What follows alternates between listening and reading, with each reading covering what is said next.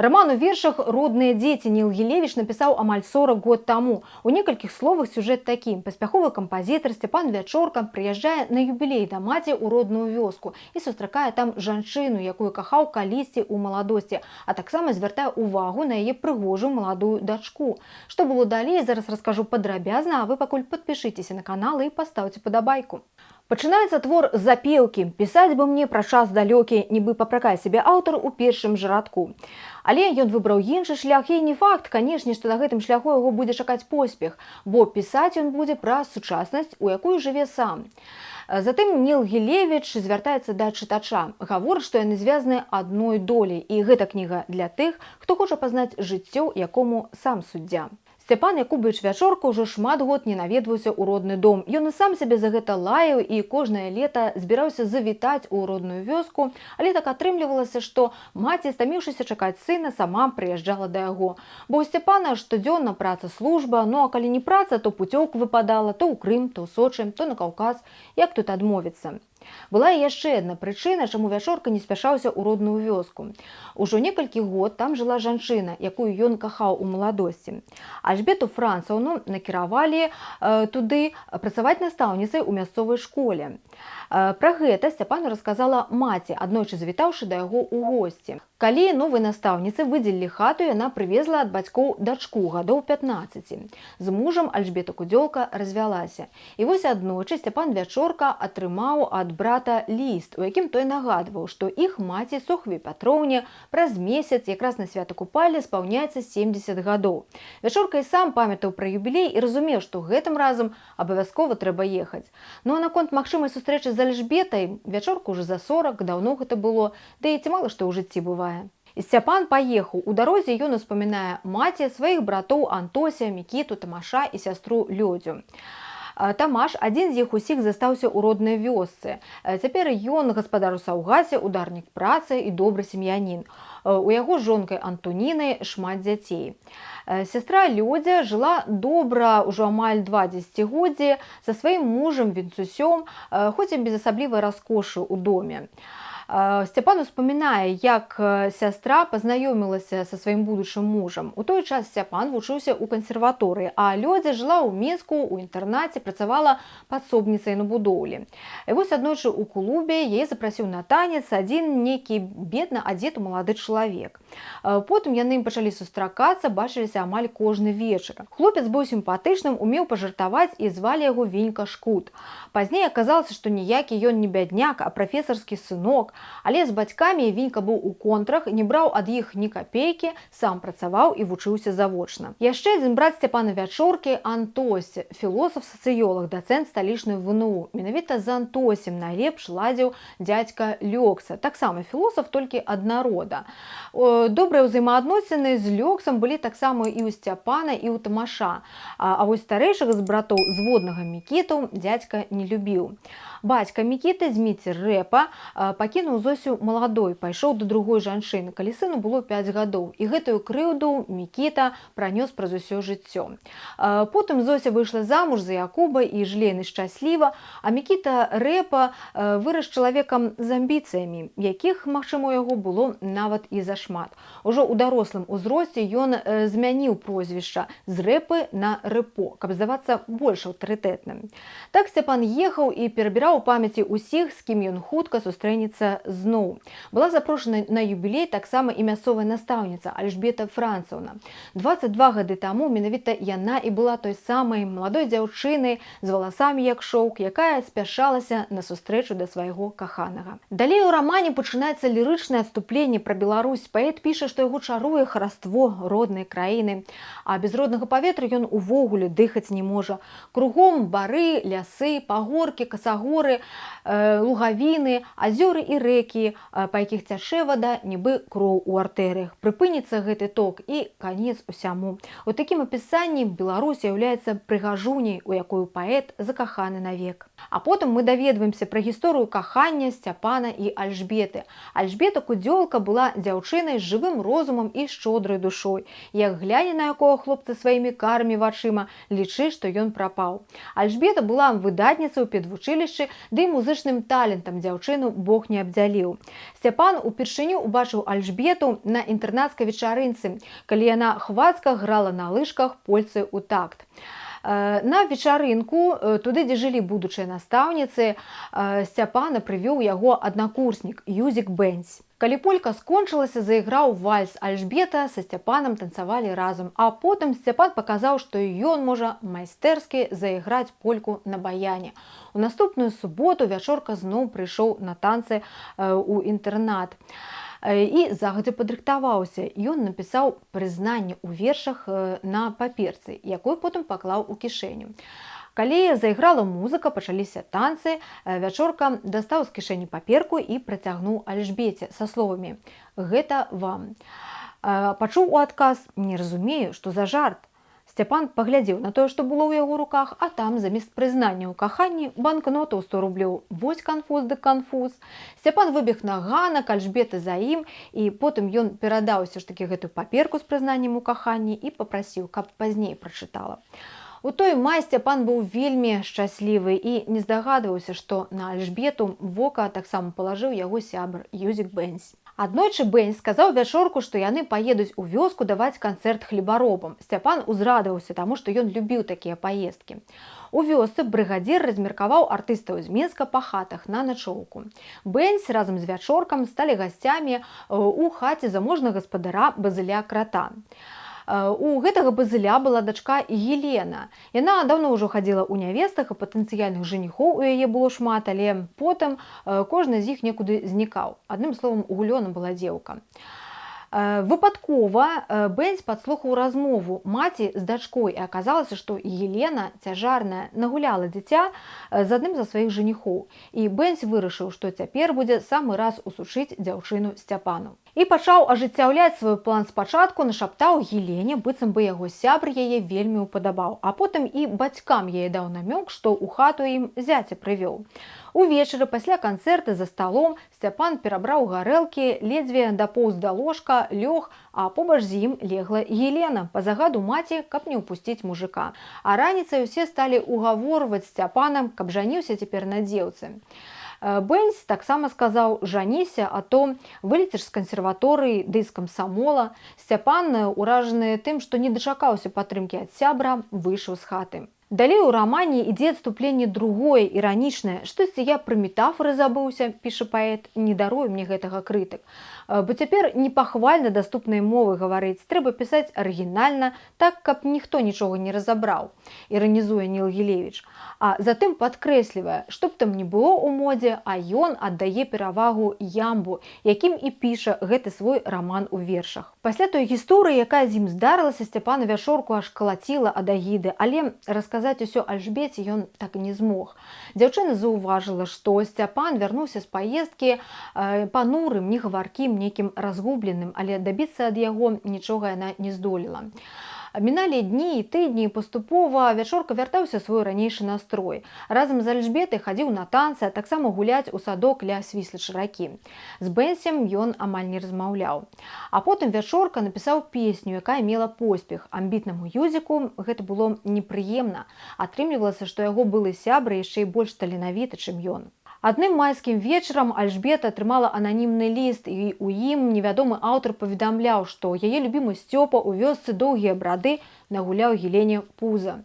Калі пазней Сцяпан прыйшоў да яе ў пакой, ён убачыў, што Альжбета нерухома ляжыць на ложку, нават не міргае. Яна моўчкі працягнула яму лісток. Сцяпан прачытаў і прамовіў: «Ну вось, і ў Бэнсе творчы поспех». Ён пачаў апраўдвацца, што гэта паклёп. Альжбета запытала ў яго: «Чаму тады ты пасля паездкі хадзіў, як у ваду апушчаны?» І Сцяпан расказаў, як яго хацелі ажаніць, напаілі самагонкай, а раніцай ён прачнуўся, а побач гэтая пачвара. Альжбета выгнала яго. Вячорка кінуў вучобу і праз месяц паехаў на Алтай. Там ён днямі працаваў, цяслярыў, а вечарамі іграў на баяне. Неўзабаве стаў кіраваць хорам у Саўгасе. Аднойчы яны далі канцэрт, які меў вялікі поспех, і самадзейны кампазітар падумаў, што яго сапраўднае прызванне ўсё ж такі служыць публіцы. Трэба было працягваць вучобу, і Сцяпан накіраваўся ў Маскву. Адтуль ён праз шмат гадоў вярнуўся ў Мінск з маладой жонкай. Яго прыгожая Феня спачатку прыкідвалася добрай феяй, а потым выявіла да грошай смак. Яна і ў Мінск ехаць не хацела, але Сцяпану як творцу неабходна было мець радзіму ў сэрцы. На роднай зямлі яму лепш пісалася. Але што праўда, жонка яго больш не натхняла, дзяцей у іх не было. І калі маці Фені аўдавела, дачка паехала да яе ў Маскву спачатку на некаторы час, каб пабыць з маці, а потым яна паставіла Сцяпану ультыматум: альбо Масква, альбо развод. Вячорка, вядома ж, выбраў развод. Яшчэ ў адным лірычным адступленні аўтар разважае пра гістарычны шлях, які давялося прайсці Беларусі. Нашаму народу ёсць чым ганарыцца, піша Ніл Гілевіч, але разам з тым многія падзеі адгукаюцца болем у сэрцы. Паэт прызывае беларускі народ шанаваць душу сваю і ўласнай памяці не траціць, толькі тады у нашай краіны будзе будучае. Нарэшце Сцяпан даехаў да роднай вёскі, якая называлася Каменны Лог. Сустракаць яго выйшлі Антось, Лёдзя з мужам, жонка Тамаша з дзецьмі і, канешне, Матуля, якая спяшалася да сына, выціраючы хусцінкай слёзы. Сцяпан увайшоў у хату і убачыў Мікіту, які сядзеў за сталом. Пагаварыў з усімі і вырашыў схадзіць на могілкі, таму што радзіма гэта не толькі дом, але і магілы, у якіх пахаваны родныя людзі. Ён ішоў, раптам шугануў вецер над полем, і ён убачыў, што ўдалечыні пацямнела. Пажар ці што, падумаў Сцяпан, але раптам зразумеў, што гэта тарфяны пыл ляціць сцяной. Вячорка стаяў і з болем глядзеў на тое, як злобны дух нясе над полем сарваны з долу плодны пласт. Калі так весці асушэнне балот, то тут пустыня застанецца, думаў Сцяпан. Ён успомніў, што ўжо спрачаўся на гэты конт з адным меліяратарам, даводзіў, што ён не супраць прагрэсу, але трэба ўзважыць, як будзе выглядаць гэтая зямля праз дзесяткі год. Сам жа Сцяпан добра бачыў, што яго родныя краявіды за апошнія гады змяніліся вельмі заўважна. А яму было не ўсё роўна, ён хацеў, каб яго родная зямля квітнела і праз сотні, і нават праз тысячы год. З такімі думкамі ён дайшоў да могілак, дзе былі пахаваныя яго брат з сястрой. Крыстына нарадзілася ў іх сям'і першай. Першая ж яна і выехала ў горад, каб працаваць і зарабляць сабе на хлеб. Затым яна выйшла замуж і жыла са сваім мужам 20 год бязбедна, пакуль не захварэла. У той дзень, калі яе хавалі, быў моцны мароз, пра гэта добра памятаў Сцяпан. А затым яму тройчы запар сніўся адзін і той жа сон, быццам бы ён, Сцяпан, стаіць пад сасной на могілках і плача. Праз год пасля таго, як не стала сястры, памёр таксама яго брат, якога Сцяпан вельмі любіў. І брат зноў-такі сніўся Сцяпану. Гэта быў сон пра іх дзяцінства. Брат Лёнік разам з іншымі бавіўся ў вадзе, а Сцёпа з берага шпурляў у іх каменьчыкамі, каб напужаць. Ён нікога не хацеў зачапіць, але трапіў брату ў самы локаць. Брат заплакаў, і цяпер ён плакаў у снах Сцяпана. І гэты плач гучаў як абвінавачванне. Вячорка і сапраўды адчуваў сябе вінаватым, што рэдка бачыўся з братам і сястрой. Вяртаючыся з могілак, Сцяпан сустрэў Тамаша і здзіўна запытаўся ў яго, што ты сёння на рабоце, а той адказаў: надвор'е стаіць добрае, хоць паўдня, а пакасіў. Тым часам у хаце ішлі прыгатаванні да юбілею. Жанчыны настаўлялі на сталы розныя стравы, а мужчыны сядзелі на двары і, пускаючы дым, гаманілі. З хаты выйшла Лёдзя, сказала, што ўжо амаль усё гатова, можна было б і садзіцца, вось толькі дзядзькі Лёксы няма, і Альжбета Францаўна яшчэ не прыйшла. Неўзабаве прыйшоў Лёкса, і зноў распачалася гаворка. Гаварылі пра тое, што цяпер кожны імкнецца набыць Масквіч альбо Жыгуль, бо без уласнай бляшанкі ты быццам бы бядняк і поўны нуль. Перайшлі на іншую тэму. Хтосьці заўважыў, што цяпер асноўная прычына разводаў – несумяшчальнасць душ і сэрцаў, быццам бы так і гавораць у судзе. На гэта дзядзька Лёкса даў свой каментар. Народ умее сумяшчацца, не сумяшчаецца мяшчанства, з капрызам дробязны капрыз. Тут падышла Альжбета Францаўна, з цеплам прывіталася з усімі, у тым ліку і са Сцяпанам, быццам бы яны і незнаёмыя. Сцяпан глядзеў на гэтую жанчыну і не пазнаваў у ёй той маладой прыгажуню, якой быў калісьці закаханы. Ён падумаў, ёй 40 год, на выгляд можна даць і болей, што робіць час. Сцяпану стала сумна. Пайшлі ў дом, ён ішоў побач з Альжбетай і запытаўся, даўно ўжо тут. Яна адказала: у жніўні будзе 5 гадоў. Далей ідзе лірычнае адступленне, прысвечанае маці. Паэт піша, што для матулі галоўнае гэта яе дзеці, яна амаль нічога не просіць у Бога для сябе, галоўна, каб яе дзеці добром жылі і ў згодзе між сабой. Завяршаецца гэтае лірычнае адступленне пафасным прызывам, каб усе людскія сэрцы на планеце аб'яднаў вобраз маці з дзіцём на руках, таму што усе мы дочкі і сыны матухнай зямлі. У госці уселіся за стол. Юбілярку Сохвію Пятроўну пасадзілі на покуць. Насупраць Сцяпана аказаліся Мікітаў сын Рыпо Артур і маладая прыгажуня. Але хто гэтая незнаёмка? Пачалі напаўняць чаркі. За столем кіраваў дзядзька Лёкса. Першую чарку выпілі за здароўе юбіляркі. Затым тост папрасілі сказаць Сцяпана. І тут прагучалі радкі, якія па сутнасці і вызначаюць сэнс назвы рамана. Мы тройчы дзеці ў вечным крузе. Мы дзеці родныя сям'і і дзеці маці Беларусі і дзеці матухнай зямлі. Усе выпілі, а затым Сцяпан рашыўся пазнаёміцца з той дзяўчынай, якая з самага пачатку застолля прыцягнула яго ўвагу. Яна адказала, што завуць яе Мар'яна, а працуе яна бібліятэкарам. Сцяпан запрасіў дзяўчыну выпіць за знаёмства. Альжбета бачыла, як яе дачка чокаецца са Сцяпанам, і некая трывога з'явілася ў яе сэрцы. Потым слово ўзяў Мікіта. Гаварыў ён, выкарыстоўваючы пераважна рускія словы, гаварыў пра тое, што маці дала ім пуцёўку ў жыццё, ім патрудзілася на славу. Потым яго прамову перарваў сваім жартам Венька Шкут, які любіў зачапіць Мікіту. Той зазлаваўся і ім працягнуў гаварыць толькі пасля таго, як усе настойліва сталі яго аб гэтым прасіць. Затым усе елі тыя стравы, што былі на стале, а стол быў застаўлены багата. А за сталом, як звычайна, узнікаюць розныя размовы, усе гавораць хто пра што, і паэт прапануе чытачу прайсці па крузе і падслухаць, якія тэмы абмяркоўваюць госці. Дзяды гаварылі пра грыбы і іншыя лясныя багацці. Дзве жанчыны, сяброўкі, абмяркоўвалі справы сардэчныя. Дзядзька Лёкса расказваў камусьці пра касцюм, які купіў яму сын, але дзядзька не любіў апранаць гэты касцюм, хоць і модны ён быў, бо дадому вяртаўся увесь мокры. Вось што значыць зроблены са штучнага матэрыялу.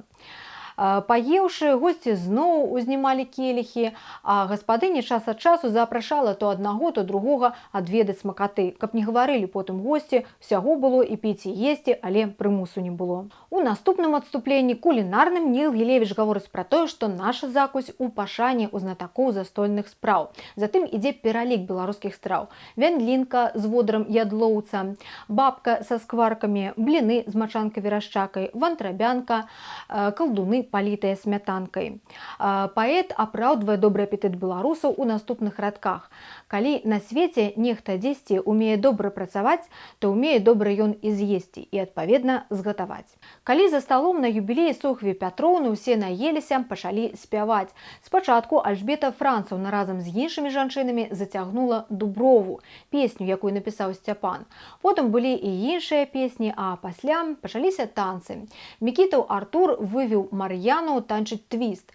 Старэйшыя, гледзячы на маладых, пачалі разважаць, чаму гэта іх крыжачок не ў модзе, а ўсё нейкія замежныя танцы. Сцяпан выйшаў на двор падыхаць паветрам. Ён стаяў каля куста вяргінь, тут раптам выбегла Мар'яна. «Што, натанцаваліся?» – запытаўся ён у яе. А дзяўчына адказала: «А, пустапляс», маючы на ўвазе Мікітавага Артура. Потым Сцяпан пачаў жартаваць з Мар'янай, яны размаўлялі і смяяліся. Антоніна выманіла ў двор Альжбету і паказала на гэтую парачку. «Ну, чым табе не зяць?» Альжбета рэзка абарвала яе. Ён ёй у бацькі гадзіцца. Альжбета падумала з болем у сэрцы, што ўсё ж такі Сцяпан выглядаў малажава. Яна моўчкі пайшла са двара, а падышоўшы дадому, падумала: а ці ведае Сцяпан, што Мар'яна яе дачка? Напэўна ж не. Госці разышліся, усё заціхла. Вячорка сядзеў на лаўцы і курыў. Раптам пачуў, што нехта ідзе. Затахкалі абцасы. Гэта была Мар'яна. Яна сказала, што ёй захацелася прайсціся. Спаць не хацелася. І Сцяпан прапанаваў ёй пайсці разам. Пайшлі за вёску.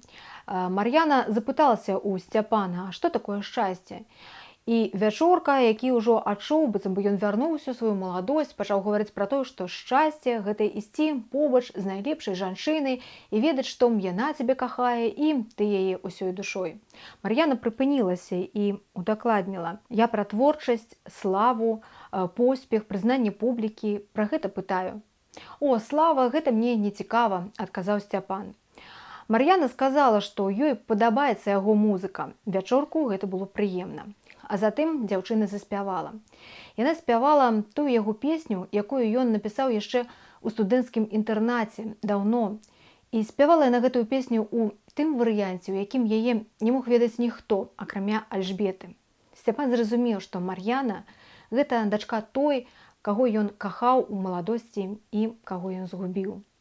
Затым яны развіталіся, дзяўчына кінулася ў жыта, а потым вынырнула адтуль з букетам купальскіх васількоў. Яна працягнула кветкі Сцяпану, а затым папрасіла яго, каб ён напісаў ёй ліст, хоць 2 радкі. Альжбета, вярнуўшыся пасля гасцей, паспала 2 гадзіны, прачнулася ў поўнач, падышла да Мар'янінага ложка і зразумела, што дзяўчыны там няма. Калі Мар'яна вярнулася, Альжбета сказала ёй з любым, але не з ім. А назаўтра яна пайшла да Сцяпана прасіць яго, каб пакінуў Мар'яну ў спакоі. Наступнае лірычнае адступленне па сутнасці з'яўляецца гімнам хлебу. Ніл Гілевіч піша, што маладое пакаленне трэба выхоўваць у павазе да той цяжкай працы, без якой хлебу ў нас на стале не будзе. У рамане «Родныя дзеці» Тамаш з'яўляецца прыкладам добрага гаспадара і шчырага працаўніка, які з самага ранку да позняга вечара знаходзіцца ў полі. Калі вечар ужо завяршаўся, да Тамаша ў поле прыйшоў Сцяпан і пажартаваў, што ён збіраецца сілком яго адсюль забраць, бо трэба ўжо дадому ісці. Па дарозе яны зноў разважаюць пра тое, што трэба больш любіць і шанаваць тую зямлю, на якой яны жывуць. Тамаш расказвае, што нядаўна ён прачытаў у газеце, быццам бы штогод са сталовых сотні тысяч тонн хлеба ідуць на сметнік. І гэта выклікала вялікую крыўду ў Тамаша, бо ён жа дакладна ведае, як цяжка здабываецца гэты хлеб. Ён расказаў брату пра тое, што чытаў таксама злую крытыку пра сцяпанавыя рамансы і песні. Пісаў нейкі Шпачынскі. Вячорка на гэта адказаў, што гэтую лухту Шпачынскаму надыктоўваў Іосіф Бэнць, колішні аднакурснік Сцяпана. Сам у творцы не выбіўся, дык стаў тэарэтыкам мастацтва. Напрыканцы шчырай братняй размовы Тамаш параіў Сцяпану: «Пара б табе ўжо з нейкім лёс свой звязаць. Вам бы сысціся з Альжбетай Францаўнай». На што Сцяпан яму сказаў: «Я думаў, ты мне каго маладзейшага параеш». Але разважлівы Тамаш адзначыў: «Позна табе ўжо з маладымі займацца. А Альжбета Францаўна – жанчына ў самым саку, у вас была бы добрая сям'я». І Тамаш успомніў таксама пра тое, што яго жонка Анця неяк расказвала яму, быццам бы Альжбета яшчэ ў маладосці закахалася ў нейкага хлопца і дагэтуль па ім сумуе. Пасля сямейнай вячэры Антось дастаў з кішэні нейкія паперкі і ўсхвалявана зірнуў на ўсіх. Потым ён патлумачыў, што гэта запіскі іх дзеда Тодра Вячоркі, напісаныя ім на царскай катарзе ў Сібіры. Адзін сябр Антося выпадкова адкапаў гэтыя запіскі ў архіве. Тодор Вячорка быў бедным настаўнікам прыхадской школы, і, відаць, яму вельмі балела за лёс роднага народа і сваёй зямлі. Так ён пісаў, што народ толькі тады становіцца народам, калі ён поўнасцю усвядоміў сябе, свой лёс, сваю гісторыю. І толькі тады ён можа заяўляць пра свае правы ва ўласным доме. Антоніна заўважыла, што копію гэтых запісак можна было б пакінуць у мясцовым школьным музеі. Напэўна, было б цікава для людзей. Пазней Вячорку ніяк не браў сон, і ён вырашыў прайсціся па вёсцы. Назаўтра ён збіраўся ад'язджаць. Ён ішоў і думаў пра Альжбету, пра тое, што не склаўся лёс ні ў яе, ні ў яго. Так разважаючы, ён падышоў да роднай школы і убачыў, што там стаіць яна і плача. Ён прысеў на камень і раптам пачуў музыку. Гэта быў шум спакойнага дажджу, і яго мелодыя нагадвала не то калыханку, не то гімн. Сцяпан устаў, падышоў да Альжбеты і сказаў, што хацеў бы заўтра наведаць школьны музей. Пачуў адказ: «Прыходзь». А затым яны пажадалі адзін аднаму спакойнай ночы і развіталіся. Завяршаецца раман у вершах дапеўкай, у якой паэт піша, што ўсё ён ставіць кропку. Ах, незавершаны сюжэт? Ну што ж рабіць, далей ні кроку, далей табу і запавет. На гэтым усё, глядзіце іншыя пераказы на канале і пакідайце каментары.